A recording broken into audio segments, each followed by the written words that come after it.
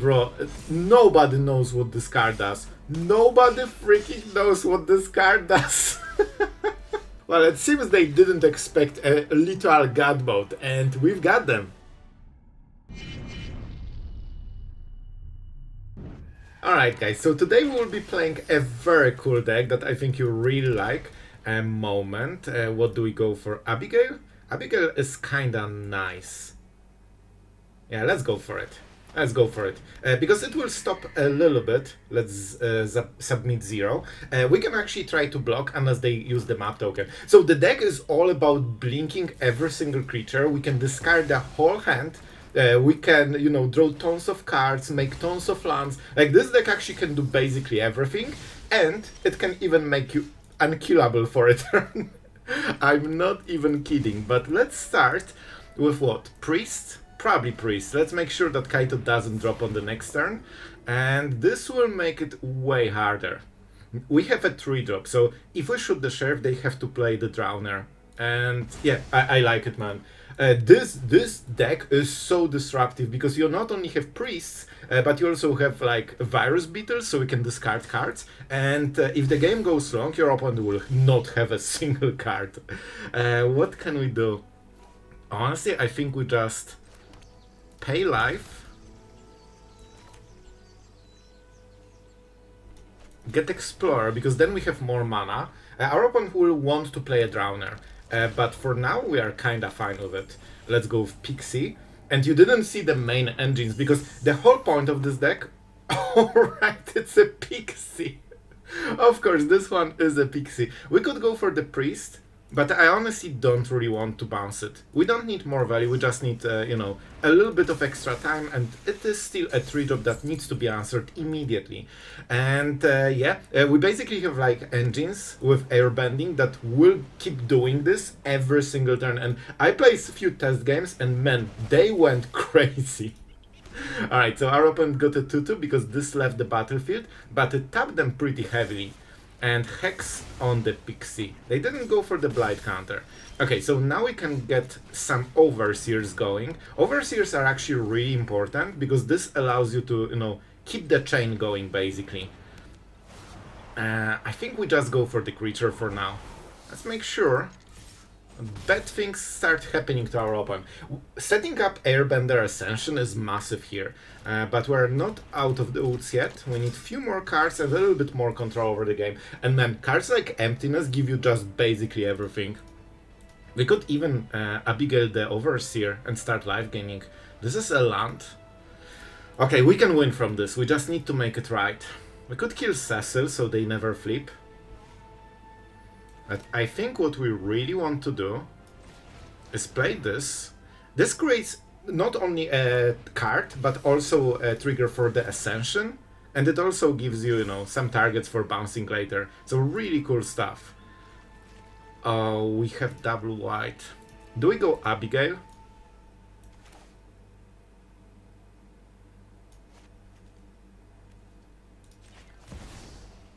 I will go for it, guys. I think we have ways to just make it work. And I think life gaining 2 a turn will be absolutely massive. And this is also... do we want to bounce up? Not really, we're fine. I will explain you everything. I honestly love the amount of synergies that this deck has. The Tidebinder. Not super happy about this one, unfortunately. But it trades nicely against what we have. So we play the Tapland here. We do not attack. We need to get this Ascension going. On the next turn we can bounce the Overseer and get the stuff back, trigger double Ascension, and then start drawing cards.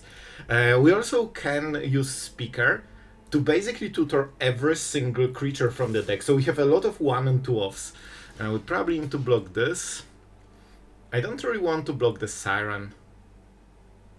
I think this is the block for now. They didn't go Reef, so they're not going full aggro. I'm considering Kaito, but it seems that they don't have it, which is great.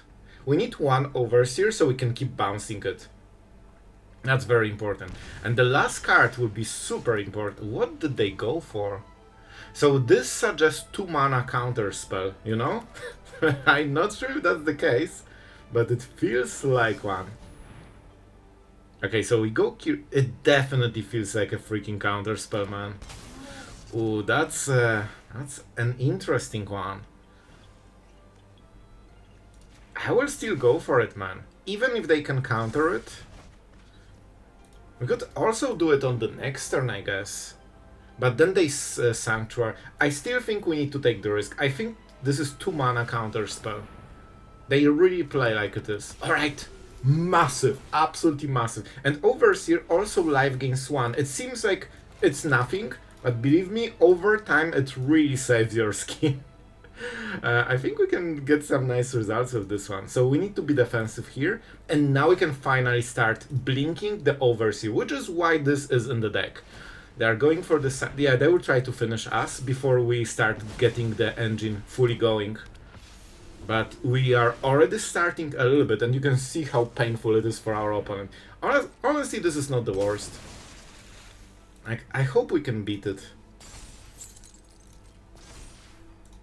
We actually wouldn't block with this anyway. However, the 3 lands from the top is kinda devastating. Right now we can do crazy things.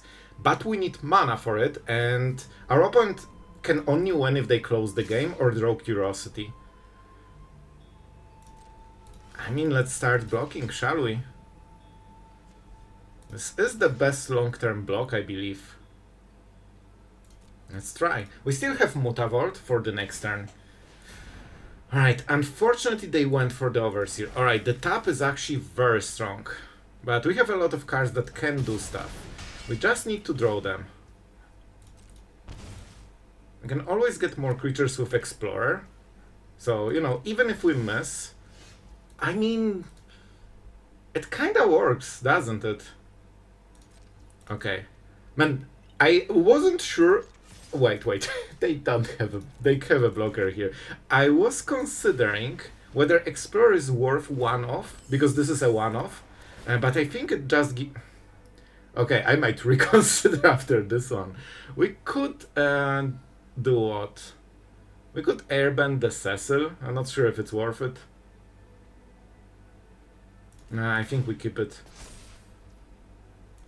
Let's play the tap land. Let's use... Yeah, the fact that it's a changeling is actually not crazy amazing, but look at the value we are getting. Like, we can keep bouncing it forever, and it basically gives us 1 creature return, like, for free. But we just need to stop drawing lands and draw like a bomb here.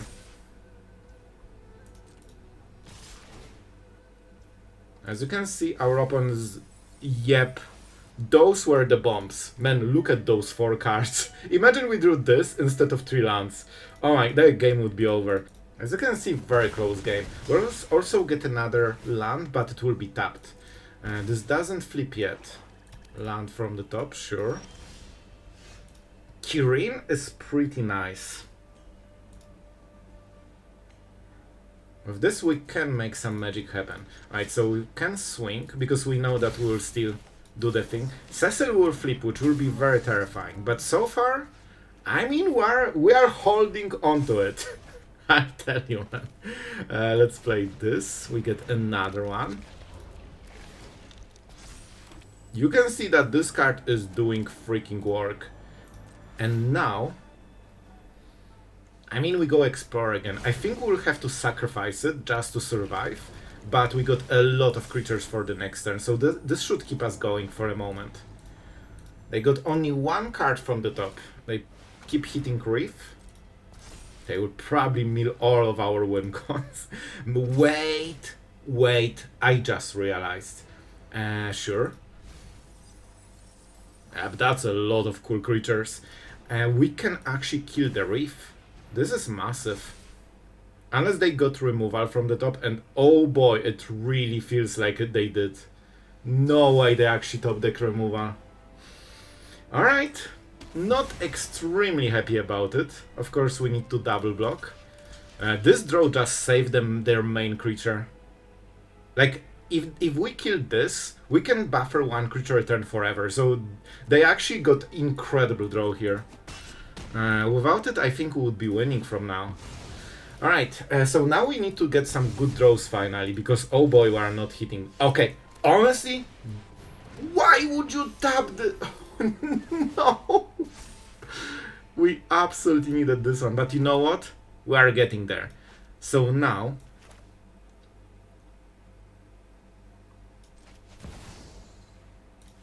we can actually flip Cecil. Man, this is actually amazing. So they need to take more damage. Oh, but this is amazing. And you know what? We'll hit their face because they cannot hit us. I told you, we literally are indestructible until the next turn. Until next turn, prevent all damage that would be dealt to you. So now, we won't do... Oh, I stuck the triggers wrong. Oh, this cost us a lot. Sorry, like, I didn't have this interaction, so I didn't know you need to stack it right. Okay, this is the... Okay, I think with this we can win. Man, even despite this hex, I think we can do it. So right now we get no freaking damage. And we actually have lethal on the next turn. So if they don't know how the card works... And I'm not sure if they do. They should attack with Cecil because it flips. And it gives them the life gain. Not sure why they would attack, because they got nothing out of this. But I'm really happy to see it, because... that means, guys, we just got a win through all of this. And by the way, this is top meta deck right now, so yep, we are doing nice. Well, guys, I hope you are ready for some discarding action. We'll try to get them to 0, and I think with this draw we can. I had to rebuild the deck because honestly, after, like, we had great game 1, but then I went on like a losing streak and I had to rebuild the whole deck, and I think that now hopefully it will work better, but we'll see. We will play some cards you don't expect, and I'll tell you, they actually fit perfectly. But let's see what our opponent is doing. A lot of tap lands. So far we didn't see anything except lands, so I'm not sure what we are playing against really.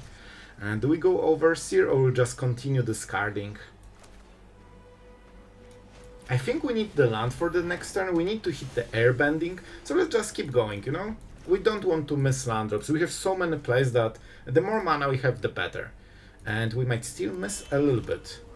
Also, Overseer is like a nice brick that keeps chunking your opponent every turn, and at some point it will matter.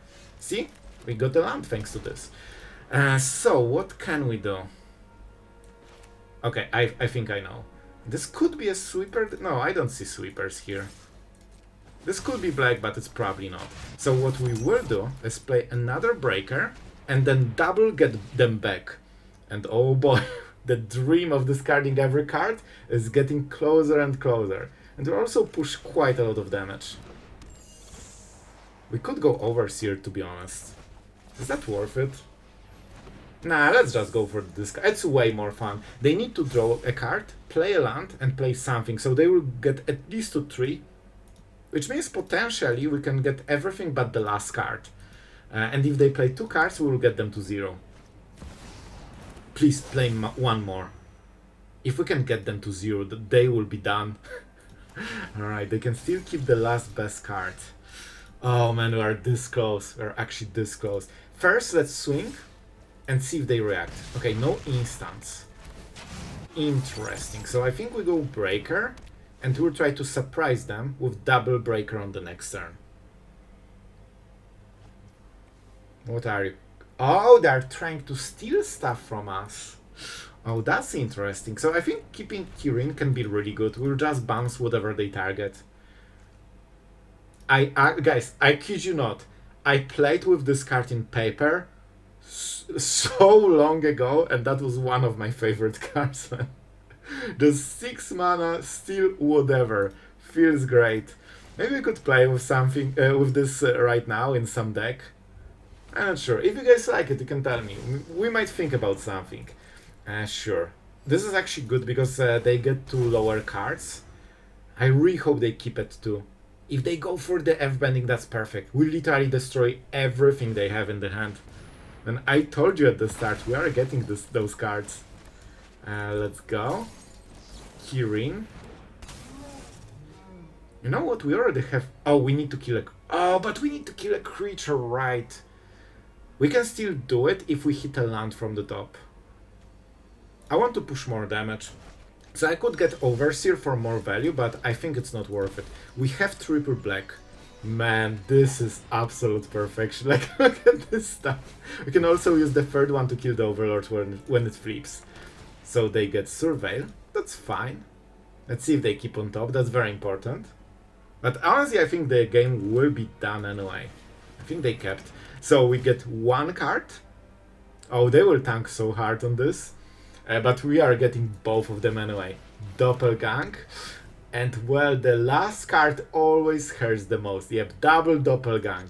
So now we hit face pretty hard. They are dead on the next turn with no cards, no options, and probably no hope. They will just play whatever they got.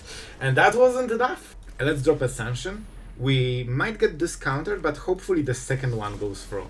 Honestly, I will take it. This is a high value counter spell that unfortunately hits exactly enchantments. But, you know, if we can go... Bro, the flute is actually unreal. You know what? We'll just go for the priest first. Because I want to see this freaking hand. I think they have more counter spells, to be honest. So I don't want to waste this, because this card is something we probably need. I get the feeling that they have the counter spells. I think now there is a chance they don't. And I will pay life just to make sure that they need a hard counter spell and not like Exhale without the dragon or something. I don't think they play it, but it's not worth the risk. Okay. This is a setup, you know? And we could get back the Emptiness, but on the next turn, because we need double white for it. We'll also trigger... Man, Emptiness is such a nice, synergy with Ascension. Because it is a creature, so we can remove something, but also trigger Ascension.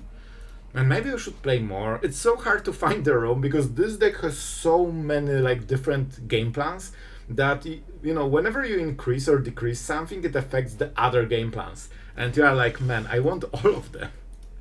Our opponent is really heavily tapped here. Okay, this is our turn. I actually need to think how we play this. I want the priest. So we start probably with this. Let's go double white. We pay with this. We get the priest. We hit their hand fine. Let's see, what is this about? Oh boy. Already what? Okay, that's interesting. I think Hex can stay.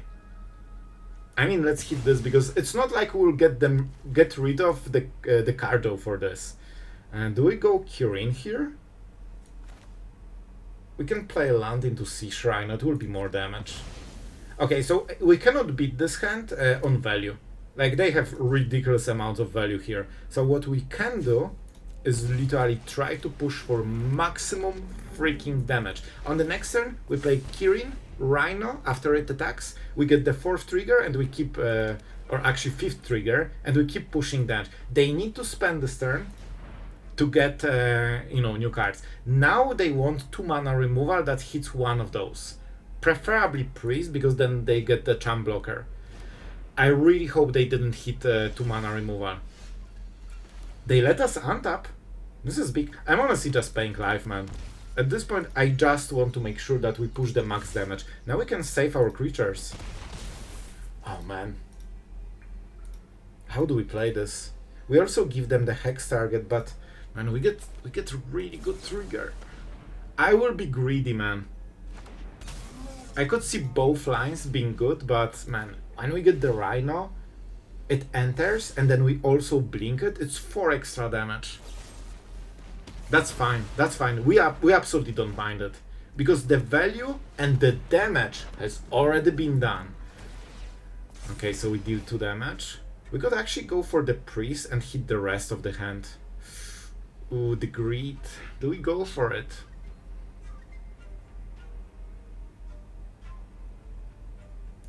Nope. Let's go for the damage.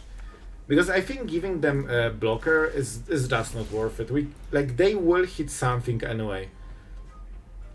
I guess it taxes them 4 mana, but it also taxes our damage by 3 damage, because they can block with the token. So I think this is just way better. Guys, let's freaking go. Let's freaking go. Badger damage. And we see what happens. Get out, alright, so that's a counter. They still can make the fish. Okay.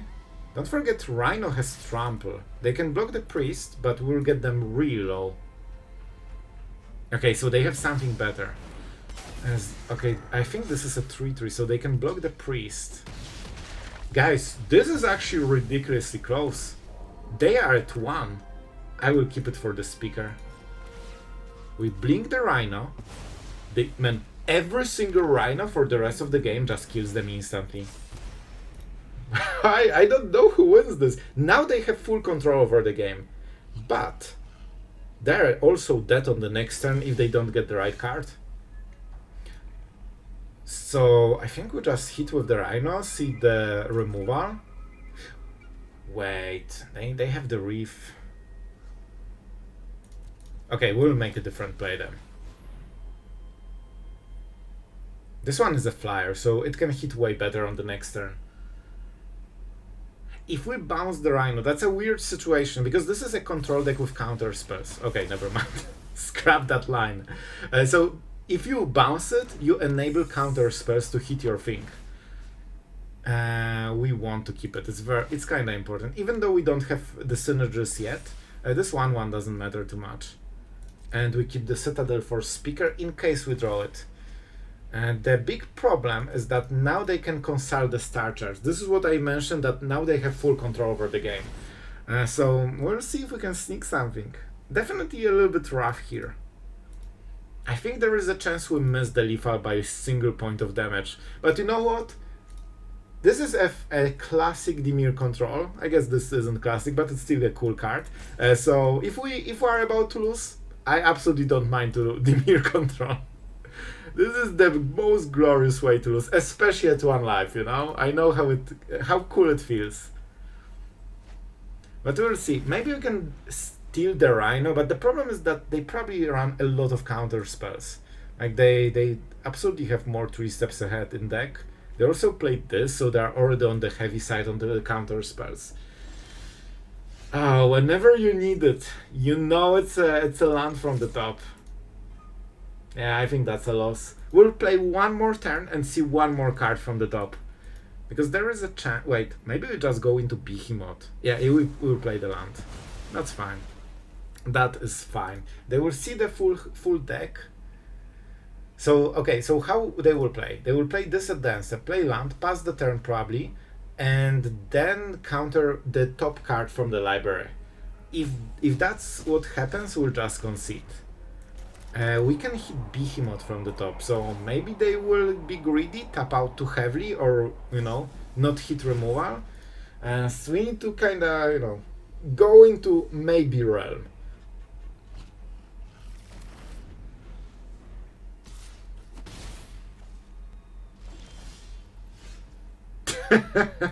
Guys, listen. I'm going for it. This has like 0% of working, but it's a good 0. Yeah. Let's give our opponent a good game. Enough of this. I told you, on that 1 turn they just got full control over the game and you cannot deal this 1 damage. Alright, our opponent's starting strong with some Lanoa Elves. Let's go for the black mana. Whenever you play Emptiness, pay attention to turn 1 land a lot, because if you want to reanimate, for example, you need double white. If you want to remove, you need double black, so make sure that you hit the right ones. Our opponent going absolutely crazy mode. Do we want to kill anything or just Familiar? Familiar seems nice, honestly. Let's go. I think it's a solid play for this turn. We would of course love the Ascension. That would be kinda close to the same, but it will also start the growth for the next turns. We absolutely overdrew the light. I downsized to 2 because this is like your last card you play basically. You don't want to, you know, get them spammed into your opening hand like we are seeing in exactly this hand. But like it's basically your, you know, last big spell to, you know, take over the game. Let's pay life for sure. We can, I guess, get it cycled. So what is the card we really want here?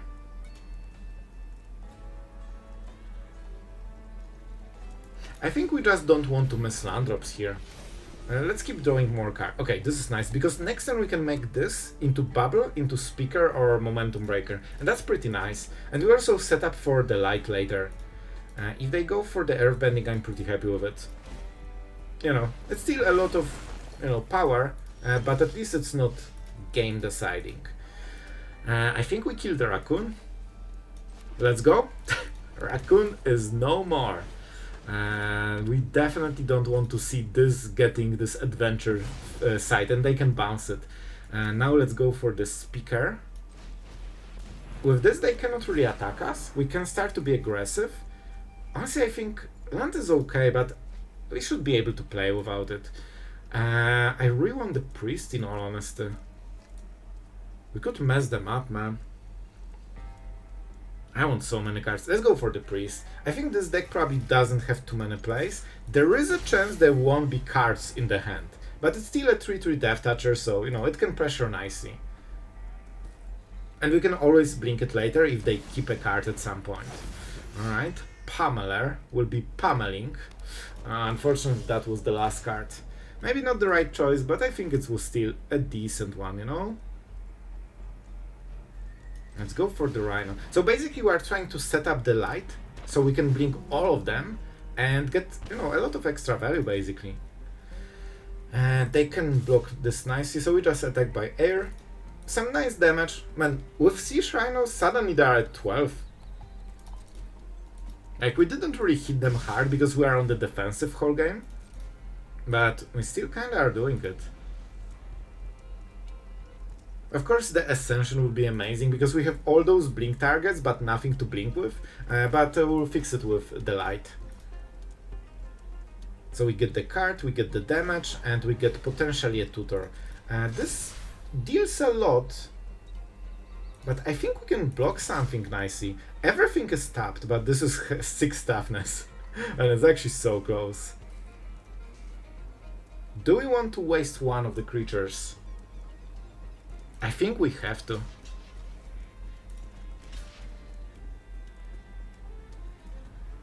This actually deals more damage, so let's go for the biggest guy, I guess. Alright. So they can kill one of the creatures. Let's see which one they will choose. We are taking 10 damage. That's a lot, and that was actual lethal already. So we had the force block here. They went for the Rhino. Alright. This will be very close, man. Okay, so I think what we have to do, swing all. Guys, they do not expect this play. That's guaranteed. Let's go for the light. Let's go this. We don't really care about blinking this. So this way we get all the value. We get extra cards. We get a tutor. And let's see what we can do on the next turn. Land isn't bad, honestly. Priest probably won't matter too much. Yeah, I guess we can flip it. It's not the greatest choice after all. We don't have enough for this. Kirin seems really nice. It's a flyer that also can block something. Let's go for the Pixie. I guess we don't have white mana, but it will be nice to combine it with the light on the next turn. And it's a 2/2, so pretty solid stats. It could be Kirin too. I don't want to overthink it, but it's either Pixie or Kirin, I feel. So right now, bro, nobody knows what this card does. Nobody freaking knows what this card does. I swear. So with that being said, we can actually pay life.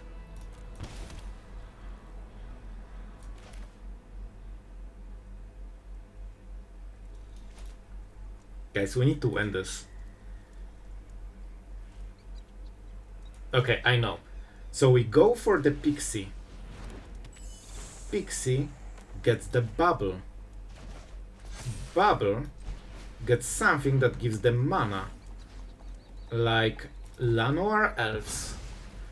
Then we swing with the whole board for 4 damage. Now we blink literally everything, because why wouldn't we? Sure. That means we will have 2 flyers, because we will bounce the Bauble. So Pixie has 2 power for grand total of 4 damage on the next turn with flying. We cannot die, and now we can tutor something. We can actually do some crazy things. I don't think this matters. Like, the next turn will be probably the last. I think it's Skirmish Rhino. In case we whiff on the damage, we can deal 2 damage directly. And guys, I'm pretty darn sure we cannot be killed on this turn. And they also cannot defend against the flyer, so that will be a win. Man, this is actually glorious. Oh, this might be one of our coolest games. That's it? 4 damage in air? And but now they learned what the card does, that's for sure. Well guys, I hope you had fun. I think we had some really hilarious games today. But before we start the outro, just a fair warning, I honestly wouldn't recommend crafting the deck. I just wanted to show you the fun of what we can do with this one. If you have wildcards, you can test it, but it's probably not your laddering deck. So, a fair warning, I D-rank with this one. But, that being said, our absolute legend for today is Papa Ponton. This deck is for you, my friend. I hope you enjoyed. I hope you found it entertaining. And as always, really thank you for supporting the channel. It means a lot. And yeah, we need to talk about a few weaknesses of the deck. I think the biggest sin of this deck is the cardinal sin of Standard, not winning on turn 4. Because you get this weird spot when you are going for a little bit grindier game, you try to get the value with Kirin Ascensions, switching those cards, blinking them, meanwhile your opponent plays a 4-drop and wins the game. You cannot stop it because you are not a control deck, but you cannot kill them in time because you are not aggressive enough. And it doesn't matter how much value you get because they get way more value by playing a single card. So I think, and control just sweeps you, and then draws and sweeps you again. So I think this is a weird spot where you are trying to go for a longer game, but you are not fast enough to kill everyone, and you also you don't run interruption like a control deck to try to survive their combos. So I think that's the reason, but I still really like the deck. I think it's a very cool strategy with tons of options, tons of plays. So I had fun with this. I hope it was entertaining to watch. And yeah, with that being said, that's kind of it for today, guys. Thank you to all the patrons for supporting the channel. Thank you to you guys for watching the video until the end. If you enjoyed it, you might consider liking and subscribing. Doesn't cost you anything, helps the channel, win-win. And with that great smooth sail in the end, I really hope you had fun, guys, and see you tomorrow.